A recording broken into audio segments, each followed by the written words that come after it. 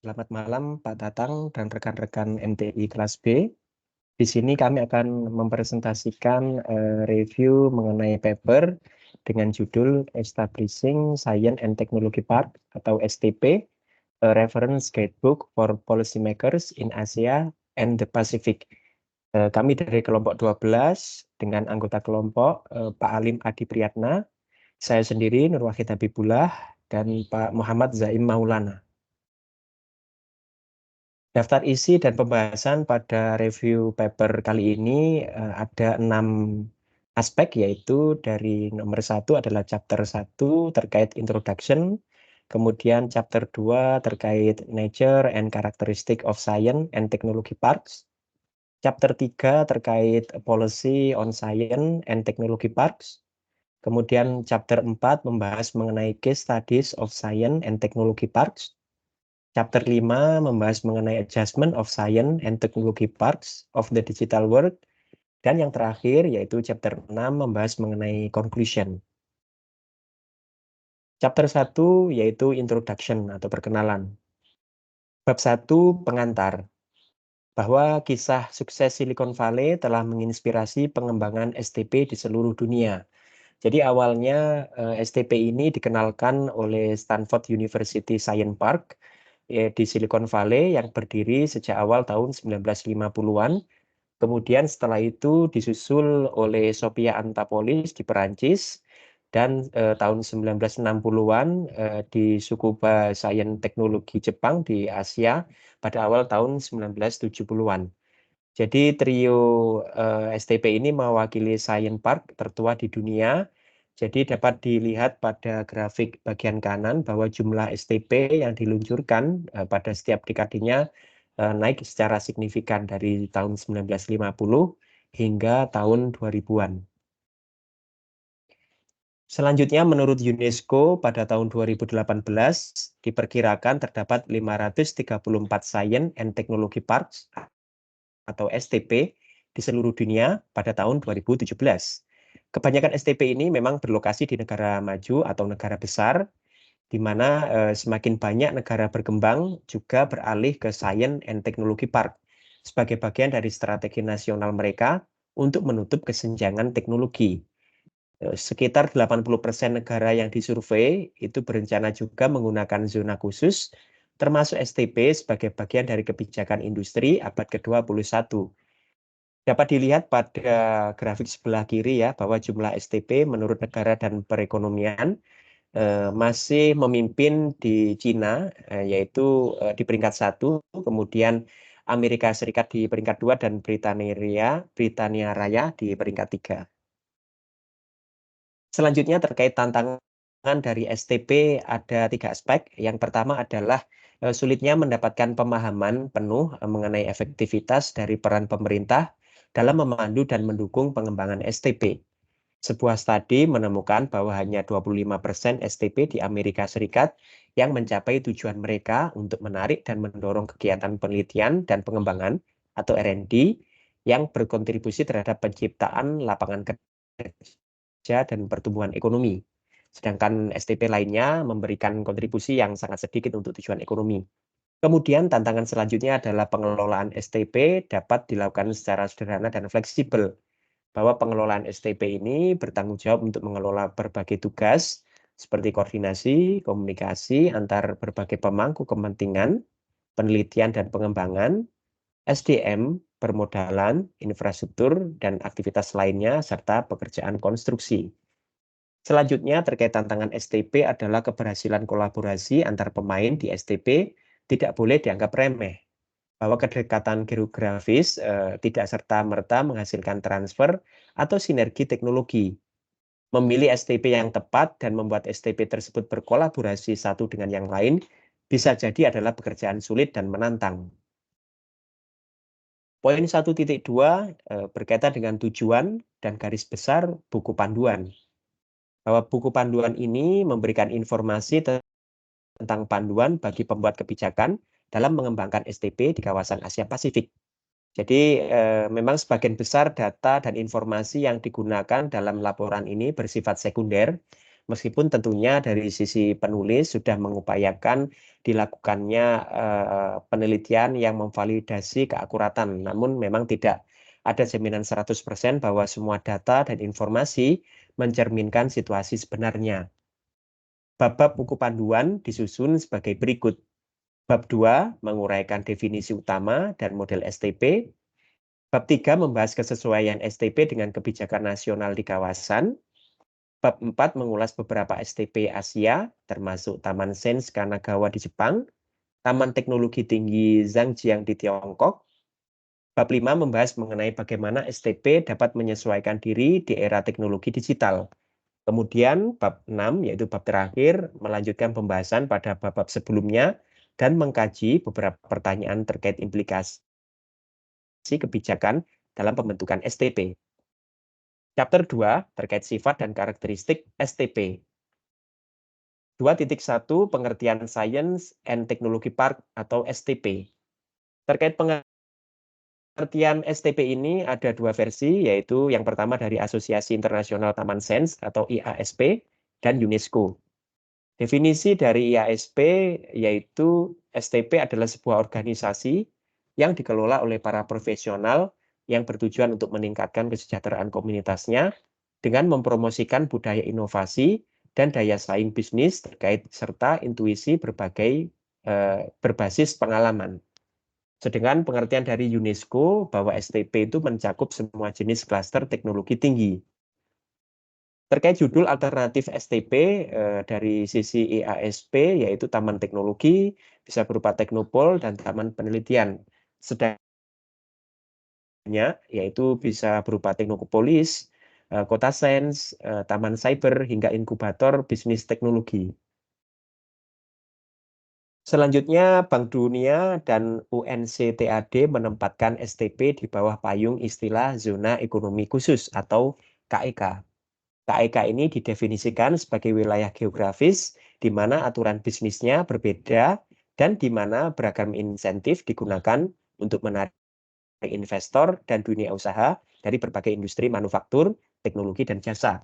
Dapat Anda lihat pada tabel 2.2 terkait berbagai kawasan-kawasan ekonomi khusus, yaitu contohnya adalah zona industri perkebunan taman, zona pemrosesan ekspor atau EPZ, zona perdagangan bebas atau FTZ, taman ramah lingkungan, taman sains dan teknologi atau STP itu sendiri, dan kabupaten atau klaster inovasi.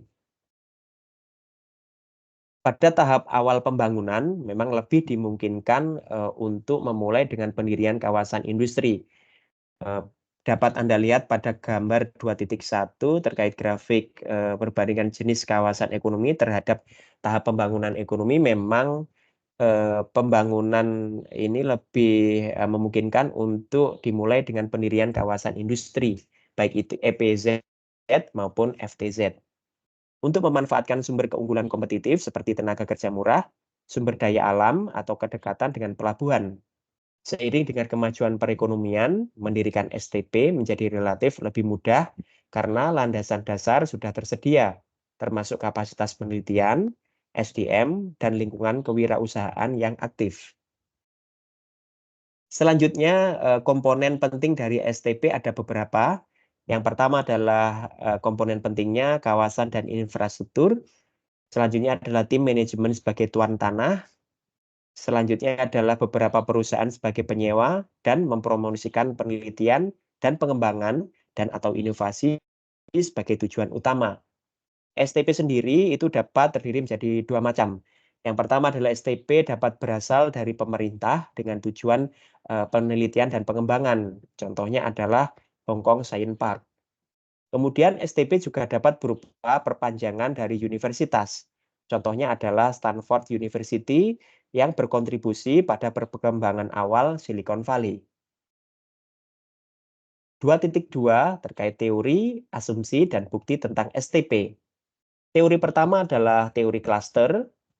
Klaster ini yang terhubung secara geografis dapat menciptakan aglomerasi ekonomi positif sehingga mampu untuk membantu perusahaan kecil berinovasi, bersaing, dan bertahan hidup.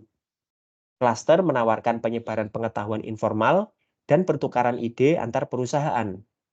Namun pengelompokan spasial ini juga tidak selalu menciptakan saling ketergantungan yang menguntungkan karena keterbatasan kapasitas adaptasi dari masing-masing perusahaan STP. Kolaborasi antar pemain dalam STP itu juga jarang terjadi, bahkan ekstrimnya STP ini disebut sebagai fantasi teknologi karena tingkat penelitian dan pengembangan maupun kolaborasi antar perusahaan yang relatif rendah. Teori selanjutnya adalah model triple helix. Disebut triple helix karena kolaborasi ini gabungan antara kolaborasi dari sisi pemerintah, perusahaan swasta, dan universitas. Dari sisi pemerintah, fungsinya adalah memberikan insentif pada penelitian dan pengembangan serta lingkungan yang padat pengetahuan dengan menyalurkan strategi inovasi dalam negeri yang spesifik ke dalam STP mereka. Kemudian dari sisi perusahaan swasta, fungsinya adalah menawarkan pengalaman bisnis, pengetahuan regional tentang kesenjangan pasar, dan peluang untuk mengkomersialkan penelitian yang dikembangkan di universitas. Sedangkan fungsi dari universitas adalah menawarkan pengalaman penelitian dan pengembangan, metodologi penelitian, dan akses terhadap peralatan pengujian dan penelitian yang mahal. Namun pada prakteknya, triple helix juga mengalami kesulitan, bahwa universitas lebih tertarik untuk mengeksplorasi penelitian, namun terobosan penelitian tersebut mungkin tidak begitu bermanfaat untuk pengembangan solusi inovatif dan implementasinya di lapangan secara ekonomis. Teori selanjutnya adalah teori kutub pertumbuhan, bahwa STP dapat berkontribusi terhadap pertumbuhan ekonomi dengan dua cara, yaitu secara internal dan eksternal. Secara internal, STP digunakan sebagai tempat startup dan program inkubasi. Seberapa efektif kinerja STP secara internal didasarkan pada beberapa faktor. Di antaranya bagaimana STP dapat merangsang startup dan program inkubasi didasarkan pada model inovasi linier. Seberapa besar keahlian pengurus STP berinovasi dalam dinamika pasar. Jika STP didanai publik, maka tentunya STP harus benar-benar dapat memberikan nilai tambah bagi perusahaan rintisan. Dari sisi eksternal, teknologi memainkan peran yang memperkuat diri di wilayah berkembang yang merespon kebangkitan ekonomi informasi. Jika dilihat dari segi pragmatisme, bahwa STP dapat menjadi tempat bagi lembaga penelitian maupun universitas. STP juga dapat membuat R&D menjadi layak secara ekonomi, karena beberapa peralatan yang relatif mahal, biayanya itu nanti dapat dipakai secara kolektif di dalam satu ekosistem STP, sehingga hasilnya nanti bisa lebih ekonomis. Survei yang dilakukan secara internasional Association of Science Park and Area of Innovation pada tahun 2012, dapat Anda lihat pada gambar 2.2 menemukan memang bahwa banyak perusahaan menganggap citra atau prestis suatu STP sebagai alasan utama untuk berlokasi di kawasan tersebut. Kemudian di ranking kedua terkait tautan ke universitas atau HEI lainnya, dan di peringkat 3 tentunya lokasi strategis. Ringkasan pada poin 2.3 adalah teori klaster, model triple helix, dan teori kutub pertumbuhan dapat memberikan tujuan untuk memandu pembuat kebijakan dalam mengambil keputusan untuk membantu STP. Misalnya, pembuat kebijakan dapat memfasilitasi kolaborasi antara perusahaan dan lembaga penelitian yang tergabung dalam STP. Namun, teori-teori ini dapat mendapatkan tantangan. Jadi, sebagian karena dalam praktiknya itu kita lihat secara fakta bahwa hanya sedikit contoh di kawasan Asia Pasifik yang menunjukkan validitas teori-teori tersebut. Bab ini juga menemukan bahwa ternyata pragmatisme itu dapat menjadi alasan penting untuk mendirikan STP. Misalnya, STP dapat menyediakan rumah bagi lembaga penelitian dan berbagai universitas atau peralatan penelitian yang mahal dapat digunakan oleh banyak perusahaan yang berlokasi di dalam STP. Meskipun kolaborasi antar perusahaan mungkin tidak terjadi, namun memang tidak ada salahnya jika menempatkan perusahaan-perusahaan tersebut dalam jarak yang relatif dekat. Untuk selanjutnya pada chapter 3 akan dijelaskan oleh rekan saya, Pak Zaim. Baik, terima kasih Pak Nur Wahid. Selanjutnya, kami akan membahas mengenai kebijakan Taman Ilmu Pengetahuan dan Teknologi, di mana pada bab ini akan berisi contoh pengembangan STP di beberapa negara terpilih di Asia, termasuk sejarah singkat pengembangan STP di dalam negeri dan inisiatif terkini yang memfasilitasi penciptaan STP. Yang pertama, studi kasusnya ada di Cina, di mana sejarah singkatnya pada tahun 1980-an, sebagai bagian dari transisi ekonomi Cina, pemerintah meluncurkan program TOTS untuk mengembangkan industri sains dan teknologi tinggi pada negara tersebut. Melalui serangkaian rencana pengembangan 5 tahunan, Cina telah menggunakan kawasan industri ini dan STP untuk membantu transisi ekonomi negara tersebut. Selanjutnya pada tahun 1990-an, Cina berinvestasi besar-besaran di tingkat nasional dalam perencanaan, pengawasan, dan pendanaan STP nasionalnya. Kemudian pada tahun 2013, MOS mengeluarkan rencana implementasi untuk meningkatkan strategi yang didorong inovasi dari zona pengembangan industri high-tech internasional, menunjukkan bahwa STP ini akan memberikan perhatian yang lebih pada pembentukan lingkungan inovatif dan mulai bertransformasi menjadi mengembangkan ekonomi inovatif yang menyeluruh. MOS ini itu seperti badan yang menangani perencanaan, pengembangan, dan promosi STP dengan menyediakan bantuan kebijakan dan dukungan finansial. Dan MOS sendiri ini bertanggung jawab atas desain kebijakan dan implementasi pada proyek. Next. Nah, tujuan dari STP nasional di Cina ini meliputi bertindak sebagai pasir pengujian kebijakan, mengembangkan industri sains dan teknologi, kemudian menciptakan klaster inovasi dan menghasilkan UKM berbasis teknologi. Faktor kunci keberhasilan STP di Cina ini karena Cina memfokuskan pada 2 faktor utama untuk mencapai tujuan tersebut. Yang pertama ada lokasi strategis, di mana STP sengaja dibangun di dalam beberapa area metropolitan di pesisir timur besar yang sudah memiliki elemen pendahulu yang diperlukan untuk keberhasilan STP, seperti konsentrasi penduduk yang besar, infrastruktur, institusi, dan akses pelabuhan pengiriman utama. Kemudian ada koordinasi pemerintah, di mana pemerintah pusat dan regional berkoordinasi untuk menargetkan industri ekspor khusus untuk taman seperti TIK, elektronik, dan manufaktur berteknologi tinggi. Next. Selanjutnya untuk studi kasusnya ada Jepang, di mana pada tahun 1960-an pengembangan Science and Technology Parks di Jepang itu mulai dibangun. Awalnya berfungsi sebagai pusat transfer teknologi dari perusahaan asing. Selanjutnya pada krisis minyak tahun 1970-an, pemerintah Jepang menciptakan konsep baru, yakni Technopolis, mengadopsi praktek dari Silicon Valley dan metode desentralisasi dari kota Taman Kecil Inggris sebagai bagian dari program R&D untuk pengembangan regional oleh otoritas lokal dan regional. Selanjutnya pada tahun 1989, di mana pemerintah pusat telah membangun sekitar 55 teknopoles. Saat ini ada sekitar 111 STP di Jepang yang berbagai nama seperti Taman Teknologi, Kota Sains, Teknopol, dan Taman Sains. Inisiatif STP di Jepang ini mencerminkan upaya kolaboratif antara pemerintah pusat dan lokal serta sektor swasta dengan tujuan mengembangkan ekosistem inovasi dan teknologi yang luas.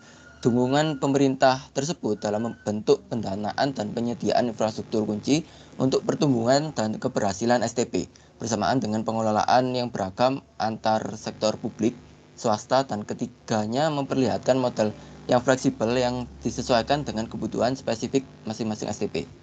Next.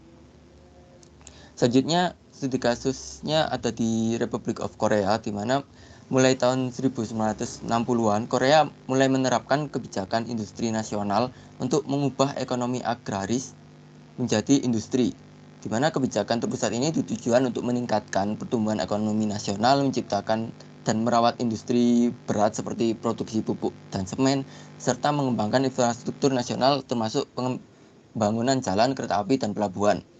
Kemudian sejak tahun 1980-an, Korea mulai berusaha menerapkan strategi pembangunan nasional dan lokal yang lebih seimbang, di mana strategi ini merangsang pertumbuhan regional dan menciptakan perumahan, perawatan medis, dan pendidikan yang lebih baik. Sebagai hasilnya, STP di Korea ini telah berkembang lebih ke banyak wilayah di seluruh negara dengan fokus pada tugas-tugas seperti mendorong pertumbuhan lokal dan mendukung UMKM. Kemudian pada saat ini Korea telah memiliki 23 STP termasuk 5 Innopolis nasional yang berfokus pada pengembangan ekonomi nasional serta 18 teknologi di setiap provinsi yang berfokus pada pengembangan ekonomi regional dan isu-isu regional. Next. Nah, studi kasus selanjutnya ada di Singapura, di mana proses pengembangan R&D di Singapura ini mulai tahun 1980, di mana Singapura ini atau Singapore Science Park merupakan inisiatif dari pemerintah untuk memajukan R&D di Singapura, menandai investasi signifikan negara tersebut dalam R&D. Kemudian pada pengeluaran nasional untuk R&D pada tahun tersebut meningkat secara konsisten dari 0,54% dari GDP pada tahun 1984 menjadi 1,47% pada tahun 1997 dan 1,89% pada tahun 2000. Kemudian pada tahun 1990 Singapura Science Park ini didirikan sebagai tempat di mana R&D dapat berkumpul dan menciptakan sinergi yang baik dengan institusi maupun perusahaan, dan di mana para peneliti ini dapat bekerja kapan saja, bertemu dan berbagi ide. Nah, Singapore Science Park ini mewakili upaya strategi Singapura untuk mengintegrasikan R&D ke dalam kebijakan ekonominya dengan tujuan menciptakan ekosistem inovatif yang mampu bersaing di tingkat global. Next.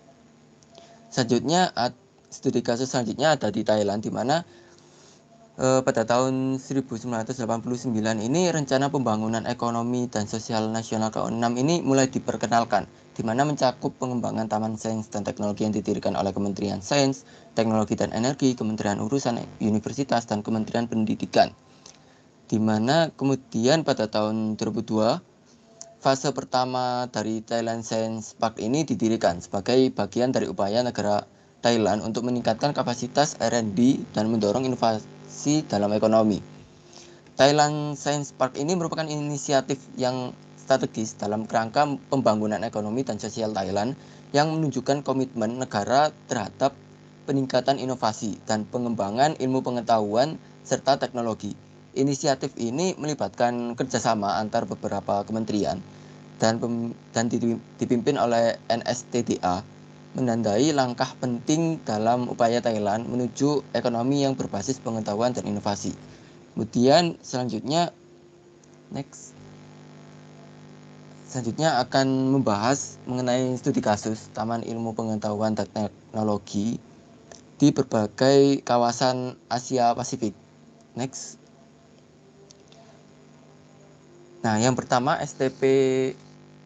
adalah Kanagawa Science Park di Jepang, di mana STP ini didirikan pada tahun 1984 oleh pemerintah kota Kawasaki dan pemerintah prefektur Kanagawa. Nah, faktor perencanaan dan strukturnya ini dipengaruhi oleh pemerintah sama swasta, di mana dari segi pemerintah ini KSP INS menangani komponen kebijakan, bisnis, dan operasional. Kemudian ada KAST. KAST ini Kanagawa Academy of Science and Technology, di mana badan ini mendukung kegiatan R&D di KSP.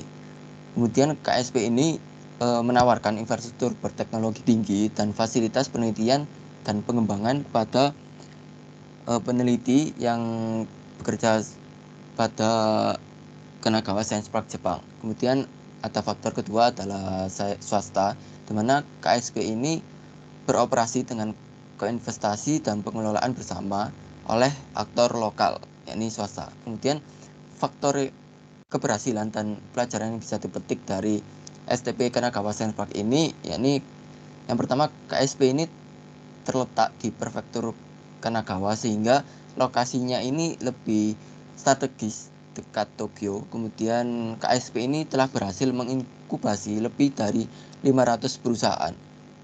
Kemudian pemerintah yang menangani Kanagawa Science Park ini memiliki peran krusial dalam membangun jaringan aktif, sehingga adanya pemerintah dan swasta menjadi faktor keberhasilan dan faktor perencanaan yang terstruktur dari Kanagawa Science Park Jepang.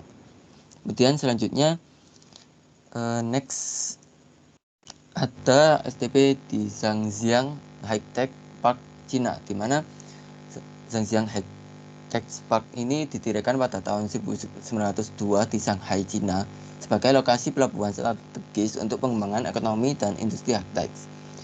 Pada tahun 1999, pemerintah kota Shanghai ini mengubah Zhangjiang menjadi zona pilot yang memungkinkan reformasi dan pengembangan R&D, sains, dan teknologi.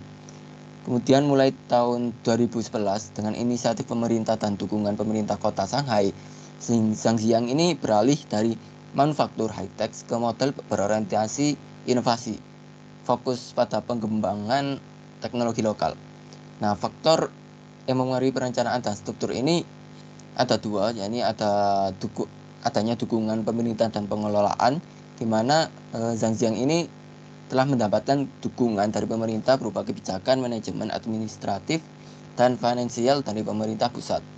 Kemudian dipengaruhi oleh industri sasaran dan ekosistem inovasi, di mana saat ini Zhangjiang telah memiliki 70 pusat riset regional, 149 pusat R&D asing, 19 pusat inkubasi bisnis, dan 15 universitas. Faktor yang mempengaruhi keberhasilan dan pelajaran yang bisa dipetik dari Zhangjiang High Tech Park ini, yakni pengembangan Zhangjiang ini sebagian besar berkat dukungan dari kebijakan dan finansial dari pemerintah pusat. Kemudian Zhangjiang ini lebih menarik perusahaan swasta dengan kebijakan pajak dan bea cukainya.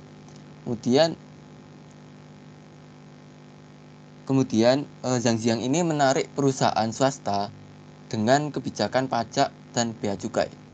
Next.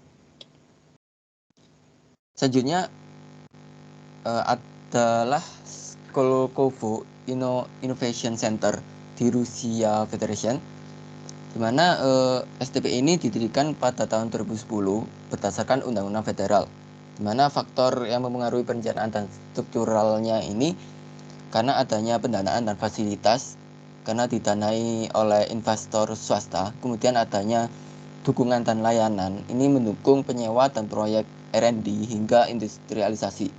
Kemudian adanya Skoltech. Nah, Skoltech ini seperti akademinya di Skolkovo, di mana Skoltech ini memiliki 14 laboratorium yang bekerja di berbagai bidang termasuk AI, data science, IoT, yang menciptakan 75 startup. Dan faktor keberhasilan dari Skolkovo Innovation Center ini, dia menciptakan budaya inovasinya khusus dalam ekosistem park, dengan Skoltech yang memainkan peran penting dalam mengkomunikasikan filosofi komersialisasinya. Kemudian adanya peningkatan penelitian dasar sebagai motor inovasi dan penekanan pada penelitian lintas disiplin di area teknologi kunci. Kemudian adanya Center of Entrepreneurship and Innovation atau CI Skoltech yang memfasilitasi semua transfer pengetahuan dan teknologi serta mendukung komersialisasi dari penelitian R&D-nya. Next. Selanjutnya ada Thailand Science Park, di mana Thailand Science Park ini didirikan pada tahun 1993 dan mulai diluncurkan pada tahun 2002 untuk mendukung pertumbuhan ekonomi dan transisi Thailand menjadi ekonomi berbasis pengetahuan.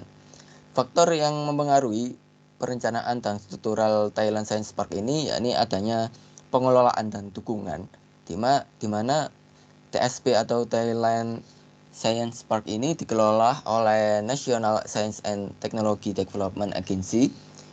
Kemudian NSTDA menyediakan dukungan finansial untuk mendorong R&D di sektor swasta. Kemudian adanya zonasi dan fokus penelitian, di mana Thailand Science Park ini memiliki 4 zona, yakni ada zona pusat penelitian, kemudian zona ruang inkubasi, zona ruang sewa untuk perusahaan berbasis teknologi, dan zona lahan untuk sewa R&D. Kemudian faktor lainnya ada fasilitas dan layanannya. Kemudian faktor yang mengenai keberhasilan dari Thailand Science Park ini, yakni adanya status khusus dari TSP sebagai markas besar STDA, menciptakan lingkungan yang kondusif untuk kerjasama R&D dan komersialisasinya.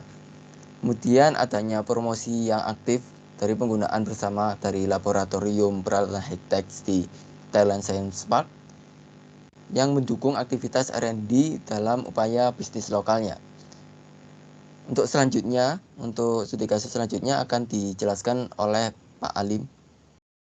Oke, baik, terima kasih Pak Zaim. Untuk selanjutnya saya akan menjelaskan terkait dengan bentuk atau STP terpilih di kawasan Asia Pasifik lainnya. Yang pertama yaitu Daedok Innopolis, Republik Korea. Ini berdiri tahun 1973 di kota Daejeon dan merupakan kota STP pertama di negara Korea. Latar belakangnya yaitu pertama di tahun 1992, Daedok Innopolis ini didirikan sebagai pusat penelitian dan pengembangan ilmu pengetahuan. Dan di tahun 2005 bertransformasi tidak hanya menjadi pusat penelitian juga, tetapi juga sebagai pusat komersialisasi dari hasil penelitian tersebut. Adapun faktor perencanaan dan strukturnya yaitu dari pemerintah. Pemerintah berlaku sebagai penerbit regulasi dan kebijakan yang mendukung pengembangan Taman STP, pusat penelitian, pengembangan, dan komersialisasinya. Kemudian, selain penerbit regulasi, juga pemerintah sebagai pelaku penelitian itu sendiri, yaitu dari lembaga-lembaga milik pemerintah tersebut. Dan yang kedua adalah dari sektor swasta. Sektor swasta ini adalah sebagai pelaku penelitian, pengembangan, dan komersialisasi. Dan juga sekaligus sebagai investor untuk komersialisasi hasil penelitian. Nah, dari Daedok Innopolis ini kita dapat memetik beberapa pelajaran dan juga ada beberapa faktor keberhasilan. Yang pertama, di Daedok Innopolis ini terdapat 26 lembaga penelitian pemerintah, 7 universitas, kemudian 1.669 perusahaan, dan juga 33.138 peneliti, di mana terdiri dari hampir separuhnya hampir separuh memiliki title PhD 15.000 orang. Kemudian dari faktor keberhasilan lainnya yaitu regulasi yang komprehensif dari pemerintah yang menciptakan iklim inovasi, pengembangan, dan komersialisasi secara terintegrasi baik secara regional maupun nasional. Kemudian selanjutnya adalah kolaborasi dari pemerintah, swasta, dan publik. Next.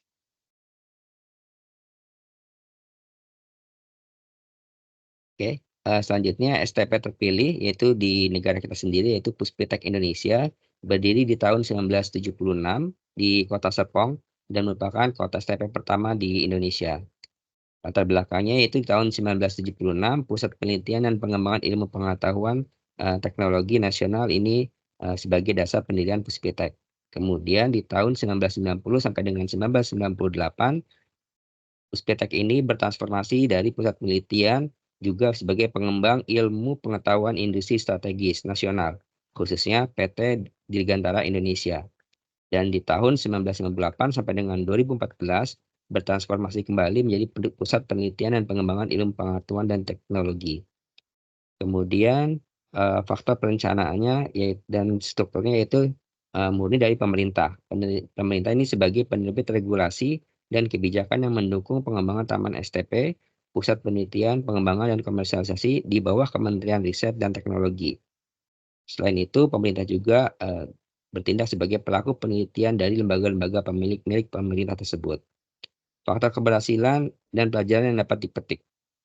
Yang pertama, faktor yang berkontribusi terhadap perkembangan Puspitek, terutama komitmen kuat pemerintah untuk mempertahankan Puspitek selama bertahun-tahun dengan memobilisasi dana, menyediakan infrastruktur, dan menciptakan lingkungan kebijakan dan peraturan yang mendukung. Selain itu, sumber daya manusia berkualitas yang bertugas mengelola kegiatan Science Park dan ilmu pengetahuan dan teknologi juga berkontribusi terhadap perkembangan Puspitek. Oke, next. Oke, STP selanjutnya yaitu Taman Teknologi Pardis di Republik Islam Iran. Berdiri di tahun 2002 di kota Pardis, Iran merupakan kota STP pertama di negara Iran. Latar belakangnya fase 1 yaitu di Innovation Paradise, kemudian di fase 2 Health Paradise, dan fase ketiga yaitu Entrepreneur Paradise. Faktor perencanaan dan strukturnya terdiri dari 2 sektor, yang itu pertama, pemerintah. Pemerintah melakukan pengelolaan di bawah Kementerian Riset dan Teknologi Iran. Pemerintah juga sebagai penerbit regulasi dan kebijakan yang mendukung pengembangan Taman STP, pusat penelitian, pengembangan, dan komersialisasi, termasuk pemberian beberapa insentif dan pembebasan pajak, deregulasi, serta dukungan keuangan. Pemerintah juga sebagai pengelola taman dan fasilitator penyewa, pelaku penelitian juga dari lembaga-lembaga milik pemerintah. Kemudian sektor swasta yaitu sebagai pelaku penelitian, pengembangan, dan komersialisasi, dan juga sebagai pengelola lahan. Faktor keberhasilan dan pelajaran yang dapat dipetik yaitu di Taman Teknologi Pardis ini terdapat 240 perusahaan berteknologi tinggi dan menghasilkan sampai dengan saat ini yaitu 666 juta US dollar dengan pasar domestik dan kontrak di 38 negara. Pelajaran yang dapat dipetik yaitu regulasi yang komprehensif dari pemerintah yang menciptakan iklim inovasi, pengembangan, dan komersialisasi secara terintegrasi baik secara regional maupun nasional, serta kolaborasi dari pemerintah, swasta, dan publik. Oke, next. Ya, selanjutnya kami akan membahas tentang di chapter 5 ini yaitu penyesuaian Taman Ilmu Pengetahuan dan Teknologi ke dunia digital. Next. Ya, latar belakang dari chapter ini yaitu dalam perkembangan dunia digital terdapat peluang dan tantangan baru bagi STP, di mana teknologi informasi dan komunikasi memiliki kemungkinan kehadiran fisik di taman yang sama tidak diperlukan, dan hal ini dapat melemahkan alasan keberadaan STP. Adapun secara umum tidak ada solusi yang pasti yang bisa kita terapkan, tetapi di dalam paper ini dapat disampaikan terdapat rekomendasi umum di dalam menjawab tantangan dan memanfaatkan peluang teknologi, yaitu kapasitas, kolaborasi, konten, modal, dan komunikasi. Next. Oke, kapasitas itu sendiri yaitu keterampilan ya, keterampilan dari 2 sisi. Ya, pertama dari tim manajemen pengelola STP, kemudian dari sisi penyewa STP. Tim manajemen STP memanfaatkan peluang yang ditimbulkan oleh teknologi digital. Tim manajemen harus memiliki setidaknya tingkat literasi dan kompetensi digital yang luas dan dasar, serta keterampilan e-bisnis tingkat dasar. Piramida keterampilan ditunjukkan pada gambar di samping. Jelasnya, semakin banyak keterampilan dimiliki tim manajemen, semakin besar kemungkinan STP memanfaatkan teknologi digital. Kemudian, untuk penyewa STP sendiri perlu menguasai keterampilan spesialis digital dan keterampilan e-bisnis. Khusus tersebut akan menjamin dihasilkannya produk berkualitas dengan memanfaatkan teknologi digital alternatif. Selain itu, keterampilan e-bisnis diperlukan untuk memindahkan produk dari laboratorium atau pabrik ke pasar. Ya, dari gambar di samping kita bisa lihat keterampilan e-bisnis di puncaknya, yaitu ini lebih ditekankan kepada penyewa STP. Ya, mampu mengidentifikasi bagaimana teknologi dapat menciptakan peluang bisnis baru, model bisnis baru, cara-cara baru dalam melakukan hal-hal yang sudah ada, mampu mengkomunikasikan kasus bisnis kepada bank dan investor untuk menggalang dana dan berinovasi, merangkul, dan mengelola perubahan.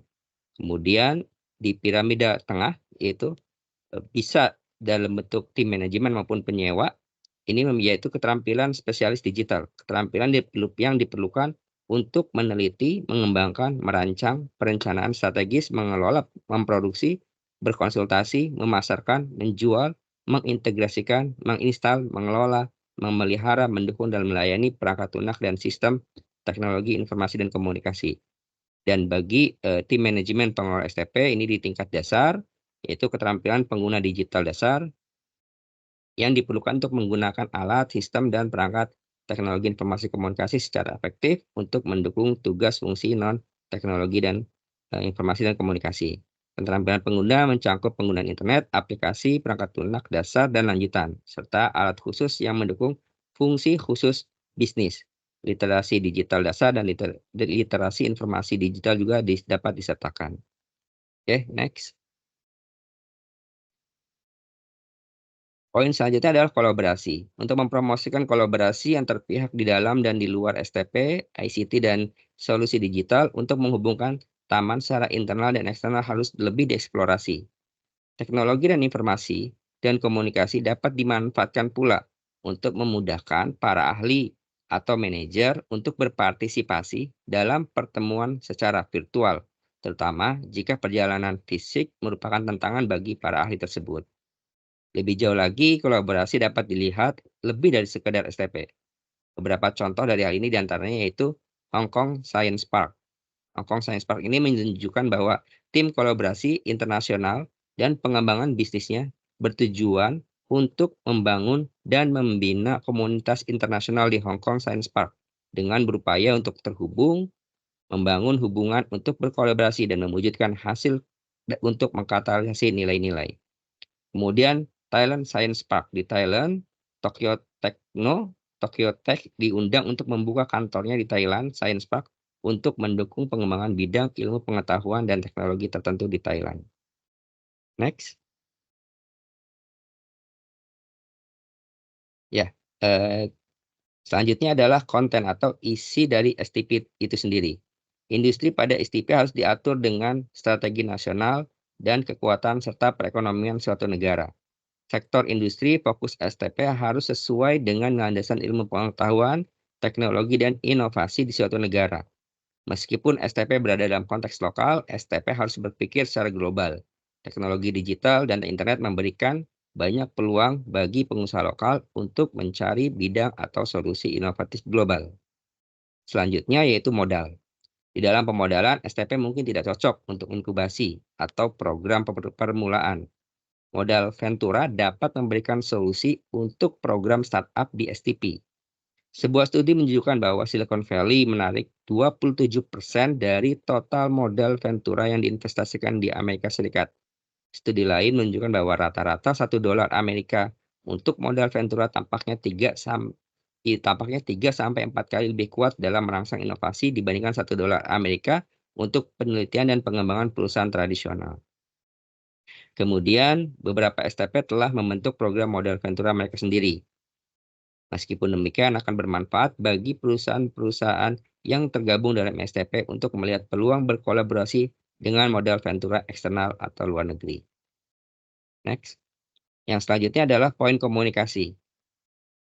Poin komunikasi ini terdapat 3 aspek. Yang pertama, kontribusi STP terhadap perekonomian.